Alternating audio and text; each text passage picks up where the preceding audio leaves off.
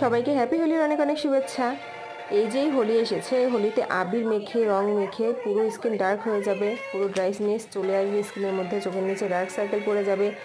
In fact শুধু আবিরের জন্যই নয়, প্রত্যেকে আমরা বাইরে ঘরে অনেকভাবে অনেক রকম কাজ করি।